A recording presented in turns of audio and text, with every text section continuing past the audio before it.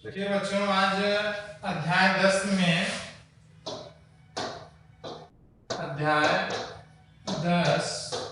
के अंतर्गत जो वृत्त है इससे संबंधित दो प्रमेय हम कल बताए थे। दो प्रमेयों को पढ़ने के बाद उनसे संबंधित कुछ प्रश्न भी हैं और उन प्रश्नों जो आपके प्रोजेक्ट उड़ान से हैं, इसमें प्रश्न नंबर 9 और 10, प्रोजेक्ट उड़ान का प्रश्न नंबर 9। प्रश्न नंबर 9 में देखिए क्या दिया है। एक बिंदु ए से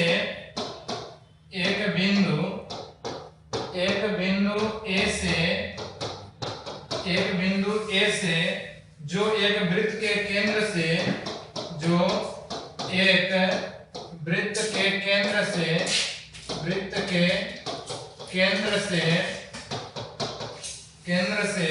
5 सेंटीमीटर दूरी पर है। 5 सेंटीमीटर दूरी पर है। वृत्त की स्पर्श रेखा की लंबाई, स्पर्श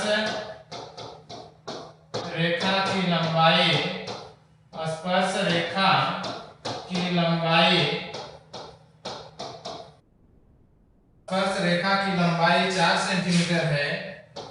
4 सेंटीमीटर है। वृत्त की त्रिज्या ज्ञात कीजिए। वृत्त की त्रिज्या ज्ञात कीजिए। देखिए प्रश्न में क्या दिया है। एक बिंदु ए से जो एक वृत्त के केंद्र से 5 सेंटीमीटर दूरी पर है। एक बिंदु ए से जो एक वृत्त के केंद्र से 5 सेंटीमीटर दूरी पर है। वृत्त पर स्पर्श रेखा की लंबाई। तो सबसे पहले ध्यान दीजिए कि एक वृत्त बनाएंगे। वृत्त का केंद्र जो स्थिर बिंदु होता है वह वृत्त का क्या होगा, केंद्र होगा। अब वृत्त के केंद्र से 5 सेंटीमीटर दूरी पर है।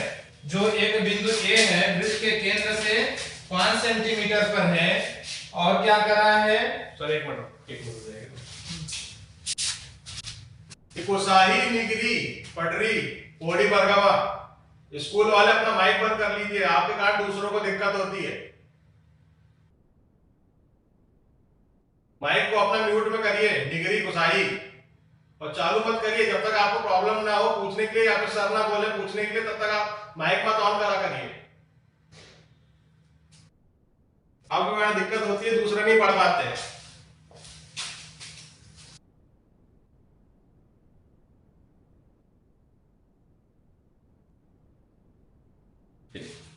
चलिए देखिए, वृत्त की त्रिज्या हमको ज्ञात करनी है। तो कह रहा है कि एक बिंदु ए से जो एक वृत्त के केंद्र से 5 सेंटीमीटर दूरी पर है और वृत्त की स्पर्श रेखा की लंबाई जो है, तो एक ध्यान दीजिए कि कोई भी बिंदु है वृत्त के बाहर, उसकी इसको क्या मान लेते हैं, ए बिंदु, और उसके वृत्त के केंद्र से दूरी कितना है, 5 सेंटीमीटर है। और वृत्त की स्पर्श रेखा की लंबाई, तो वृत्त की स्पर्श रेखा की लंबाई ध्यान दीजिए कि इस तरह से जब खींचेंगे तो ये क्या होगा, वृत्त की स्पर्श रेखा होगा।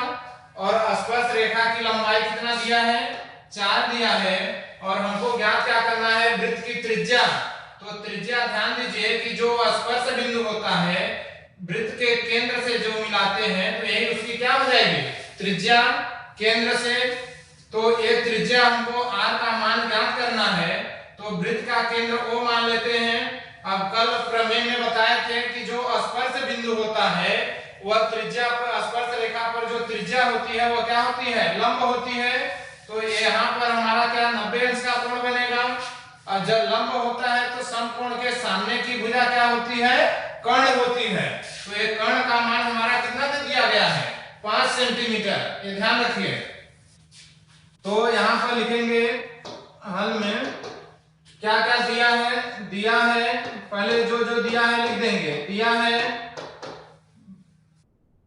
वृत्त के बाह्य बिंदु ए से, वृत्त के बाह्य बिंदु ए से, वृत्त के बाह्य बिंदु वृत्त के बाह्य बिंदु वृत्त के बाह्य बिंदु ए से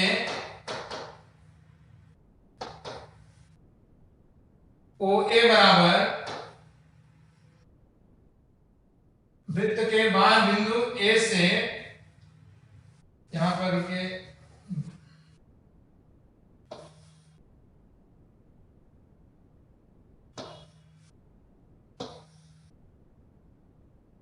वृत्त के केंद्र O से, वृत्त के केंद्र O से बाह्य बिंदु A, बाह्य बिंदु A की लंबाई यानी OA बराबर कितना दिया है 5 सेंटीमीटर। और स्पर्श रेखा, यहाँ पर कोई भी बिंदु B मान लेते हैं, स्पर्श रेखा की लंबाई AB, ठीक है ना। स्पर्श रेखा की लंबाई कितना AB बराबर 4 सेंटीमीटर। और त्रिज्या हमको दिया नहीं गया है, यानी त्रिज्या का मान R का मान ज्ञात करना है। तो यहां से ध्यान दीजिए कि जब स्पर्श जो रेखा होती है वह त्रिज्या पर क्या होती है, लंब होती है। तो यहाँ पर 90 अंश का जब कोण बनेगा तो कोण के सामने की भुजा क्या होगी, कर्ण होगी, यानी समकोण त्रिभुज। अब यहाँ पर समकोण त्रिभुज में लिखेंगे समकोण त्रिभुज किसमें, OBA में पाइथागोरस प्रमेय से। समकोण त्रिभुज में हमेशा पाइथागोरस प्रमेय ही लागू होता है। पाइथागोरस प्रमेय से अब पाइथागोरस प्रमेय क्या होता है, कर्ण स्क्वायर, कर्ण क्या है OA स्क्वायर बराबर आधार स्क्वायर यानी लंब स्क्वायर प्लस आधार स्क्वायर, यानी क्या हो जाएगा OB square plus AB square, ये हो जाएगा। अब इसमें हमको ध्यान दीजिए मान किसका ज्ञात करना है, OB का मान। OB का मान ज्ञात करेंगे तो OB का जब मान ज्ञात करेंगे तो OA स्क्वायर जो है इधर आएगा तो क्या हो जाएगा, माइनस में हो जाएगा। तो या तो यहीं से डायरेक्ट ही मान रख लेते हैं। जो हमारा मान है OA का मान देखिए कितना है 5 सेंटीमीटर, तो 5 का स्क्वायर कर देंगे। OB का मान नहीं दिया है, यानी OB क्या है हमारा त्रिज्या है, तो त्रिज्या इसको क्या लिख देंगे, OB अगर रखना होगा तो OB ही रहने देंगे। अब यहां से ध्यान दीजिए OB स्क्वायर और प्लस AB का मान कितना दिया है 4, तो 4 का स्क्वायर, 5 का मान कितना होगा 25, 5 का स्क्वायर और OB स्क्वायर और प्लस 4 का स्क्वायर कितना होता है 16।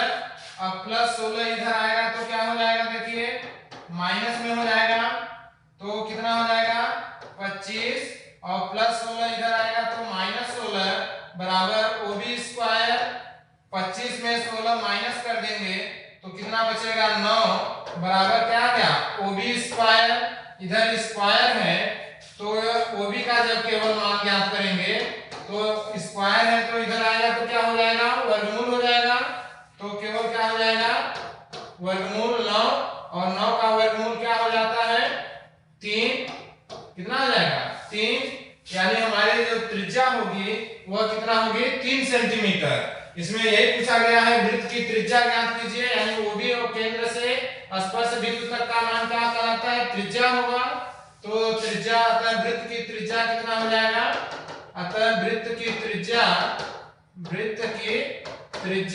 3 सेंटीमीटर है। त्रिज्या OB बराबर कितना 3 सेंटीमीटर है। तो स्पर्श रेखा पहले देखेंगे और केंद्र से कौन सी रेखा है बाह्य बिंदु को मिला रही है, इसके बाद हम वही पाइथागोरस प्रमेय के द्वारा मान ज्ञात करेंगे। चलिए नोट कीजिए कॉपी में।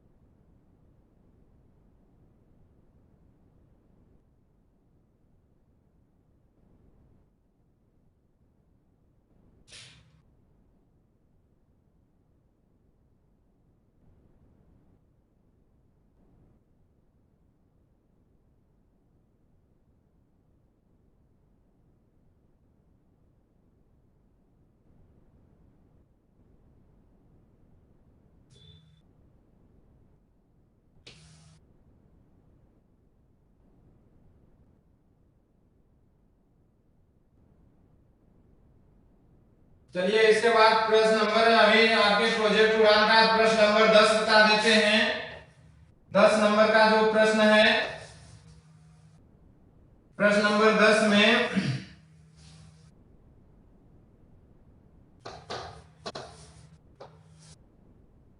प्रश्न नंबर 10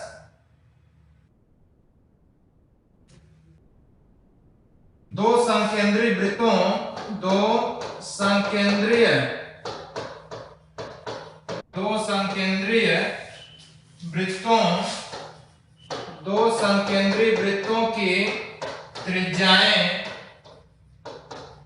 संकेंद्रीय वृत्तों की त्रिज्याएं 5 सेंटीमीटर और 3 सेंटीमीटर है तथा 3 सेंटीमीटर है। बड़े वृत्त की उस जीवा की बड़े वृत्त के उस जीवा की बड़े वृत्त की उस जीवा की लंबाई ज्ञात कीजिए। बड़े वृत्त की उस जीवा की लंबाई ज्ञात कीजिए जो छोटे वृत्त को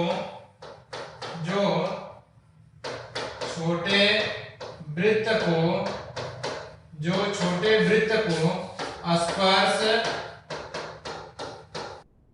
करती हो। देखिए,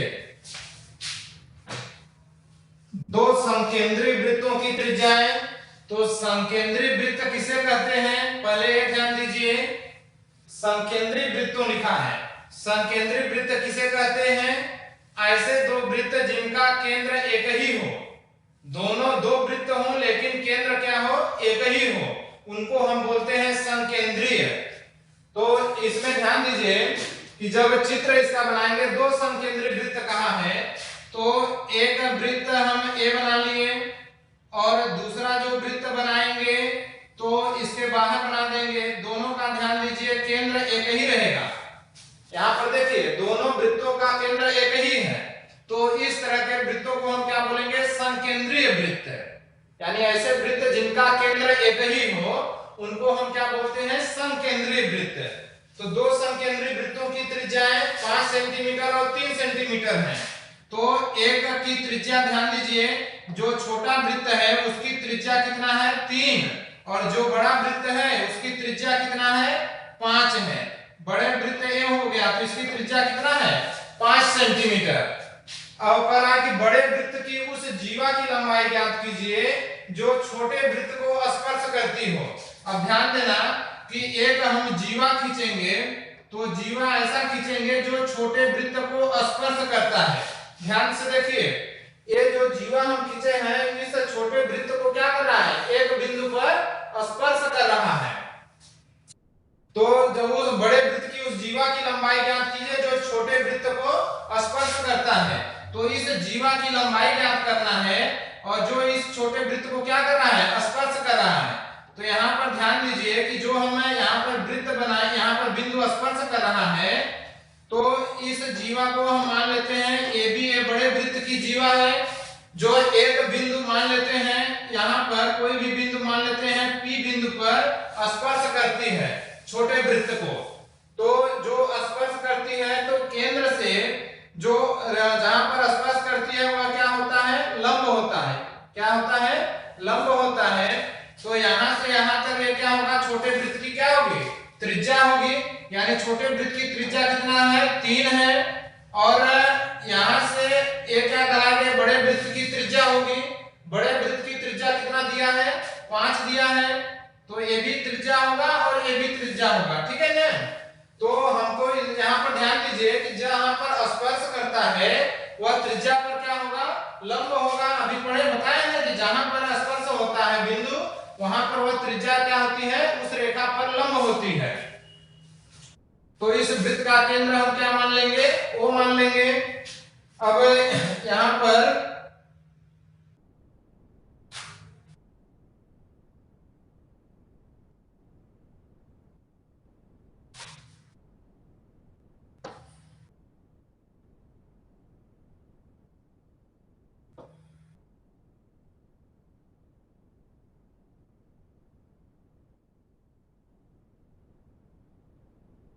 देखो, तो यहां पर क्या करेंगे, अब एक चित्र आ गया समझ में कि स्पर्श रेखा कौन है और कहां पर कौन छोटे वृत्त की त्रिज्या है, कौन बड़े वृत्त की त्रिज्या है। तो चित्र से क्या लिखेंगे, चित्र से अब यहां पर ओपी का मान, बड़े छोटे वृत्त की त्रिज्या यहां पर लिख देंगे, छोटे वृत्त की त्रिज्या, छोटे वृत्त की त्रिज्या, छोटे वृत्त की त्रिज्या, छोटे वृत्त की त्रिज्या ओपी। ओपी का मान कितना है, 3 सेंटीमीटर। कितना है, 3 सेंटीमीटर। और बड़े वृत्त की त्रिज्या, बड़े वृत्त की त्रिज्या, बड़े वृत्त की त्रिज्या, बड़े वृत्त की त्रिज्या कौन है, O से A है, OA। OA का मान कितना है, बड़े वृत्त की त्रिज्या का मान 5 सेंटीमीटर। हमको ज्ञात क्या करना है, ध्यान दीजिए, उस वृत्त, बड़े वृत्त की उस जीवा की लंबाई हमको पूरे AB को ज्ञात करना है।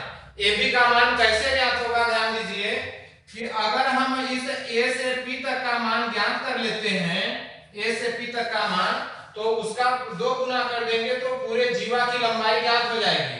क्योंकि जो वृत्त के केंद्र से जीवा पर जो लंब डाला जाता है वह जीवा को समद्विभाजित करता है। ये ध्यान रखिए कि जो वृत्त के केंद्र से जीवा पर डाला गया लंब जीवा को समद्विभाजित करता है। इसलिए हमारा जो अब एपी का मान जब हम ज्ञात कर लेंगे तो उसका जब 2 गुना कर देंगे तो पूरे जीवा एबी की लंबाई ज्ञात हो जाएगी। तो हम यहाँ पर लिखेंगे समकोण त्रिभुज, समकोण त्रिभुज, समकोण त्रिभुज, समकोण त्रिभुज किसमें, OPA में, OPA में। वही जब समकोण त्रिभुज है तो पाइथागोरस प्रमेय से, पाइथागोरस प्रमेय से, पाइथागोरस प्रमेय से क्या हो जाएगा, कर्ण समकोण यहां पर बन रहा है तो समकोण के सामने की भुजा कर्ण होगी, यानी वही OA स्क्वायर बराबर क्या हो जाएगा, OP square plus OP square plus AP square. अब यहां से OA का मान देखो कितना दिया है, OA का मान 5 है, 5 का स्क्वायर। OP का मान कितना दिया है, 3 है, तो 3 का स्क्वायर। AP का मान ज्ञात करना है तो AP ही रहेगा। अब 5 का कितना हो जाएगा, 25, 3 का 9 और प्लस AP स्क्वायर। 9 इधर आएगा तो क्या हो जाएगा, देखो 25 माइनस 9 बराबर क्या बचेगा, AP स्क्वायर। यहां से देखिए अब 25 में 9 घटा देंगे तो कितना बचेगा, 16। तो 16 बराबर क्या हो जाएगा, AP स्क्वायर। यानी AP का जब मान ज्ञात करेंगे तो इधर 16 वर्ग है तो क्या हो जाएगा, वर्ग घटेगा तो वर्गमूल 16 हो जाएगा और 16 का वर्गमूल कितना हो जाएगा, 4। अब A से P तक का मान ध्यान दीजिए कितना आ गया, 4 आ गया। तो जब हम पूरे AB का मान ज्ञात करेंगे, यानी इसका दोगुना कर देना है, जो क्योंकि जीवा पर केंद्र से जीवा पर जो डाला गया लंब होता है जीवा को समद्विभाजित समान दो भागों में विभाजित करता है। एपी का मान ज्ञात हो गया 4, तो पूरे एबी का मान कितना हो जाएगा, तो अतः क्या लिख देंगे, यानी एबी का मान, अतः एबी का जो मान होगा, अतः एबी का जो मान होगा क्या हो जाएगा, 4 2 गुणे 4 हो जाएगा, यानी 2 गुणे पूरे एपी लिख देंगे, 2 गुणे एपी यानी 2 गुणे 4 बराबर 4 दूनी 8 हो जाएगा। अतः बड़े वृत्त की जीवा की लंबाई, अर्थात बड़े वृत्त की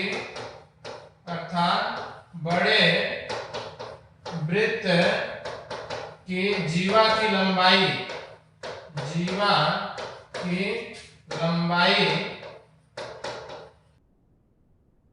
बड़े वृत्त की जीवा की लंबाई AB बराबर कितना हो जाएगा, 8 सेंटीमीटर। यही हमारा आंसर होगा।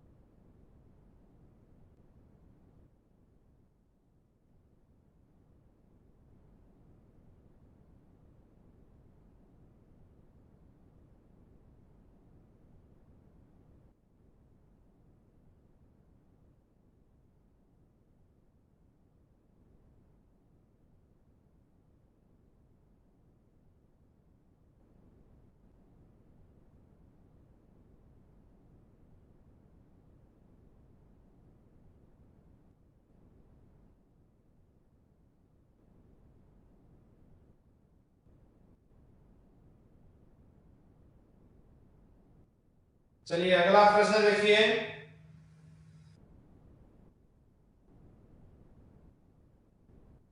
एक प्रश्न नंबर 8 बता देते हैं, सिद्ध करने के लिए है।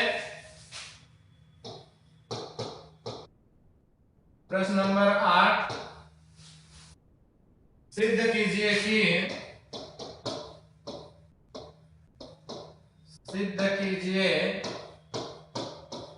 कि किसी वृत्त के व्यास,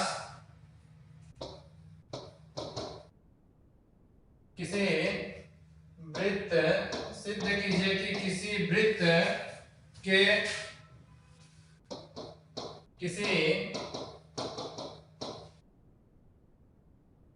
व्यास के सिरों पर सिद्ध कीजिए कि किसी वृत्त के व्यास के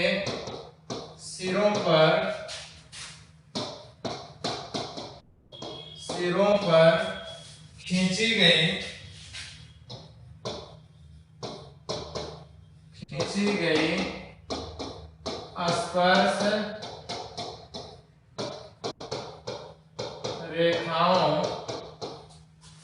स्पर्श रेखाओं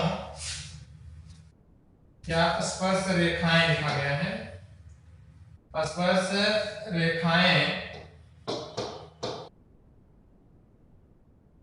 स्पर्श रेखाएं समांतर होती हैं।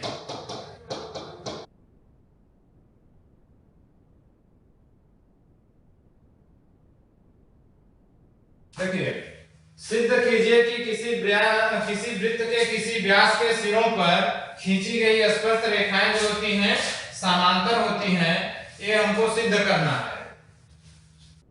किसी वृत्त के किसी व्यास के सिरों पर, अब ध्यान दीजिए, ये हमारा क्या है, वृत्त है। वृत्त का एक स्थिर जो बिंदु होगा उसे हम क्या बोलेंगे, केंद्र बोलेंगे।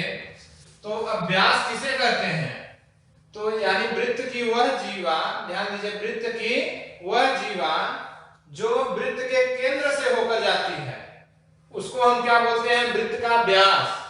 तो वृत्त का व्यास, ध्यान दीजिए, चाहे अगर ध्यान दीजिए हम अगर ये वृत्त बना रहे हैं, यहाँ पर केंद्र है, तो चाहे कोई भी रेखा खींचेंगे जो उसके केंद्र से होकर जाएगी इस तरह से जो उसके केंद्र से होकर जाती है उसको हम क्या बोलते हैं, वृत्त का व्यास। ठीक है ना। तो एक वृत्त में सभी जो व्यास है सभी क्या होंगे, बराबर होंगे। तो यहाँ पर ध्यान दीजिए कि एक वृत्त के व्यास, यानी व्यास किसको बोलेंगे, जो उसके केंद्र से होकर के जाएगा, ये हमारा क्या हो गया, व्यास हो गया। यानी किसी भी तरह से हम व्यास खींच सकते हैं, लेकिन उसका जो वह रेखा कहां से जाना चाहिए, केंद्र से होकर के जाए। तो अब ये व्यास हो गया। अब यहाँ पर ध्यान दीजिए, कोई भी जो व्यास है इसको हम मान लेते हैं AB क्या है, वृत्त का व्यास, यहाँ पर क्या है, केंद्र O है। ठीक है ना। तो व्यास के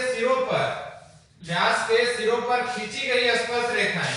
अब ध्यान देना कि ये जो व्यास के सिरे कौन कौन है, एक सिरा B है और एक सिरा क्या है, A। तो इनके सिरों पर जो खींची गई स्पर्श रेखाएं हैं, एक स्पर्श रेखा A हो गया। ठीक है ना। ये हमारा स्पर्श रेखा और दूसरा स्पर्श रेखा इस तरह से जाएगा। तो ये जो वृत्त के सिरों पर खींची गई स्पर्श रेखाएं हैं ये समांतर होती हैं, ये हमको सिद्ध करना है। तो अब यहाँ पर कोई भी दो बिंदु ले लेते हैं। यहाँ पर मान लो P और Q एक रेखा है और दूसरा एक है, ये जो है कौन सा है, R और S मान लेते हैं। R और S ये दूसरी समांतर रेखा है। तो पहले इसमें ज्ञात है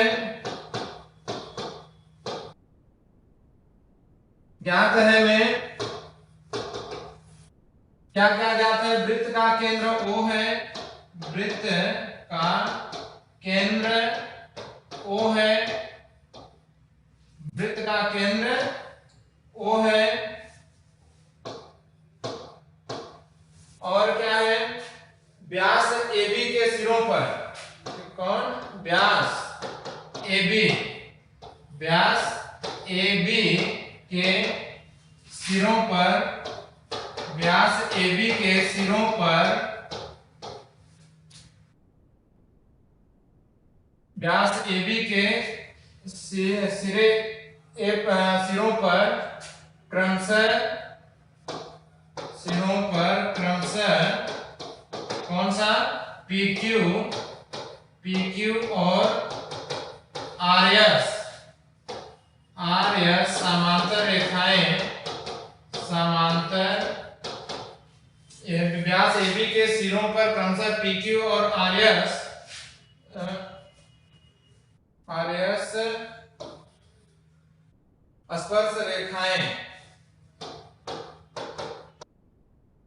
स्पर्श रेखाएं खींची गई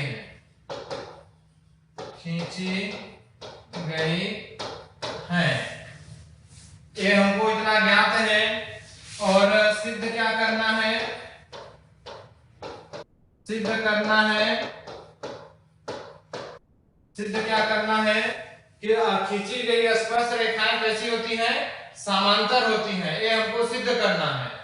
तो अब यहां से सिद्ध जब करेंगे तो खींची गई स्पर्श रेखाएं समांतर होती हैं, यानी PQ समांतर कौन सा, RS। ये हमको सिद्ध करना है कि समांतर होती है। अब यहां पर ध्यान से देखिए, समांतर जो होती है, अब उत्पत्ति में यानी प्रमाण जब इसका करेंगे तो प्रूफ कैसे करेंगे, ध्यान दीजिए कि सबसे पहले देखिए कि केंद्र O से जो है रेखा है, केंद्र O से जो ये स्पर्श बिंदु तक है, यह क्या है, त्रिज्या है। और जो त्रिज्या होती है वह स्पर्श रेखा पर क्या है, लंब है। तो यहां से ध्यान दीजिए कि चूंकि PAQ क्या है, स्पर्श रेखा है और OA क्या है, लंब है। ठीक है ना। यहां पर लिख देंगे कि चूंकि बिंदु A पर कहां पर, बिंदु A पर PAQ एक स्पर्श रेखा है। चूंकि वृत्त के बिंदु A पर, चूंकि वृत्त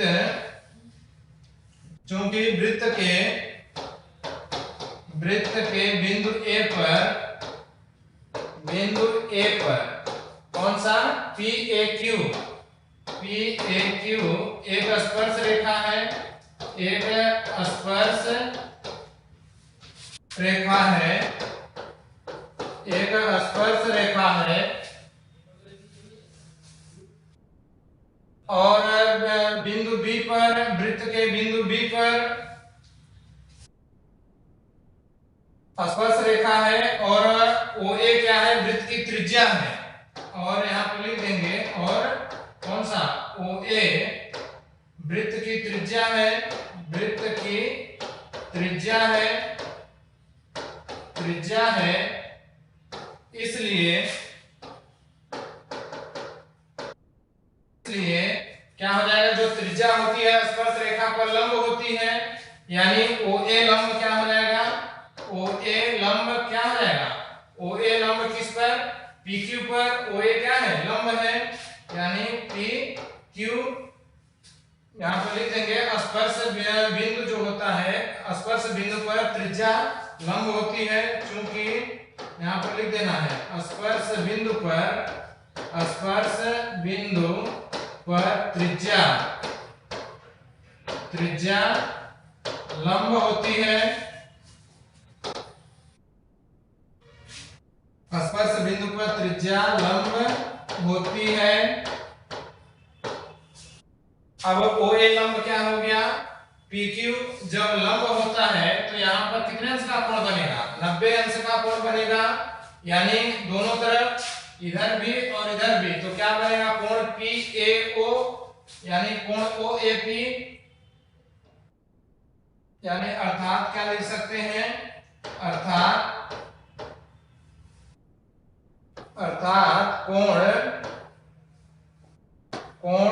OAP बराबर कितना, 90 अंश होगा। इसी प्रकार ध्यान देना कि इसी प्रकार जो अब ऊपर जब यहाँ पर 90 बन रहा है तो उसी तरह से यहाँ भी कितने अंश का कोण बनेगा, 90 अंश बनेगा। इसी प्रकार लिख देंगे, इसी प्रकार कोण यहाँ पर जो बनेगा ये भी तो लंब है ना, केंद्र से इस स्पर्श रेखा पर क्या है, लंब है। इसी प्रकार कोण इधर का भी कितना होगा, 90 अंश होगा, यानी OAP 90 अंश है तो OBR भी कितना होगा, 90 अंश होगा। इसी प्रकार कोण लिख सकते हैं, कोण OBR बराबर कितना हो जाएगा, 90 अंश होगा।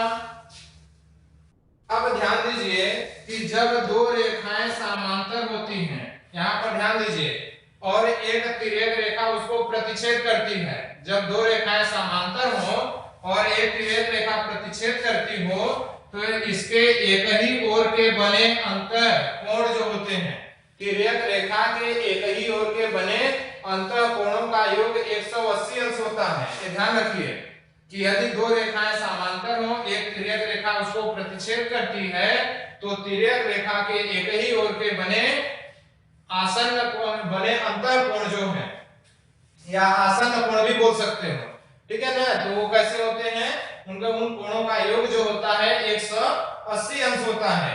तो यहाँ पर ध्यान दीजिए कि ये दोनों PAQ और RBS जो है समांतर रेखा है, और एक रेखा उसको AB जो रेखा है उस रेखा को प्रतिच्छेद कर रही है, तो इसके एक ओर के अंतर कोणों का योग भी कितना होगा, 180 अंश होगा। तो यहाँ पर लिख देंगे, अतः यहाँ पर ये जो है समीकरण 1 कर देना है, इसको समीकरण नंबर 2 कर देना है। तो दोनों को जब जोड़ देंगे, समीकरण 1 और 2 को जोड़ने पर, समीकरण 1 और 2 को जोड़ने पर, 1 और 2 को जोड़ने पर, समीकरण 1 और 2 को जोड़ने पर, तो जब जोड़ देंगे तो कितना हो जाएगा, देखिए, कोण OAP प्लस कोण OBR बराबर कितना हो जाएगा, 90 प्लस 90, तो 90 प्लस 90 जोड़ देंगे तो कितना हो गया, 180 अंश, यानी दोनों का योग कितना आ गया, 180 अंश। तो जब योग एक ही ओर के बने आसन्न कोणों का योग है, तो एक ही ओर के बने आसन्न कोणों का योग, जब दो रेखाओं के एक ही ओर के बने आसन्न कोणों का योग 180, तो उस स्थिति में ध्यान दीजिए कि क्या होती हैं, रेखाएं कैसी होती हैं, समांतर होती हैं। एक ही ओर के अंतर इस प्रकार तिर्यक रेखा, दो समांतर रेखाओं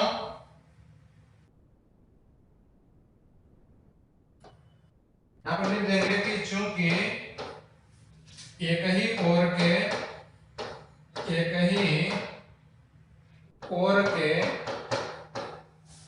चूंकि एक रेखा के एक ही ओर के चूंकि एक रेखा के एक ही ओर के आसन्न कोणों का योग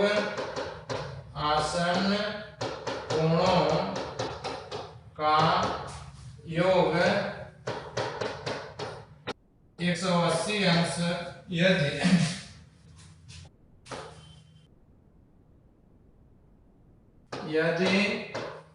एक रेखा के एक ही ओर के आसन्न कोणों का योग 180 अंश हो तो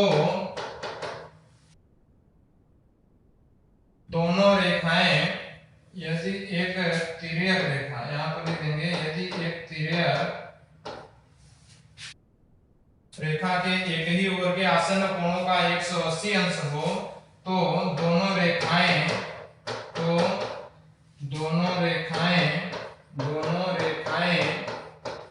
समांतर होती हैं।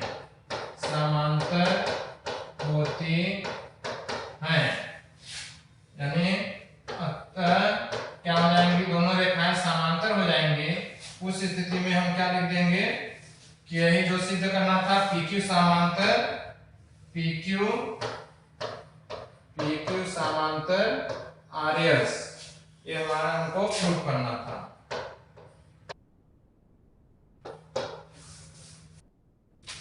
तो केवल हमको यही दर्शाना है, इसमें ध्यान दीजिए कि जब दो रेखाएं दी गई है कि यदि एक तिर्यक रेखा उसको प्रतिच्छेद कर रही है तो एक ही ओर के अंतर आसन्न कोणों का योग जब 180 अंश होता है तो दोनों रेखाएं कैसी होती हैं, समांतर होती हैं।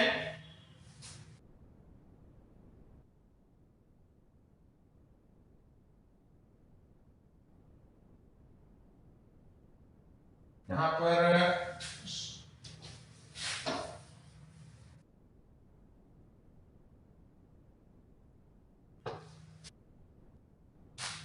सभी अपने अपने कॉपी में नोट करते जाएंगे।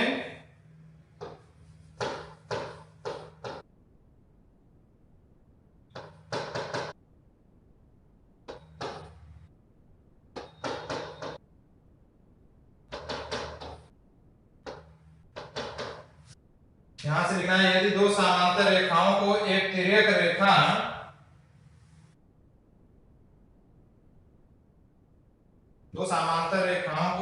रेखा के एक ही ओर के आसन्न कोणों का योग 180 अंश हो तो दोनों रेखाएं समांतर होती हैं।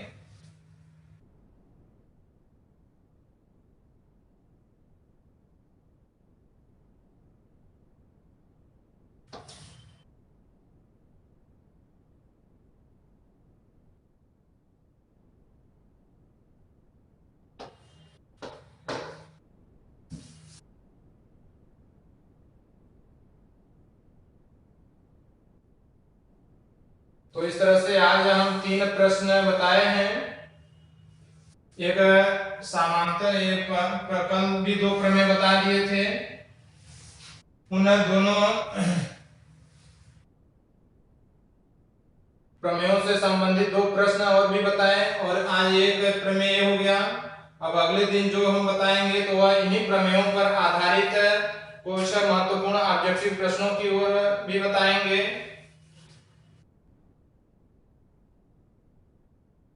तो इसको कॉपी में नोट करके रिवीजन करिए।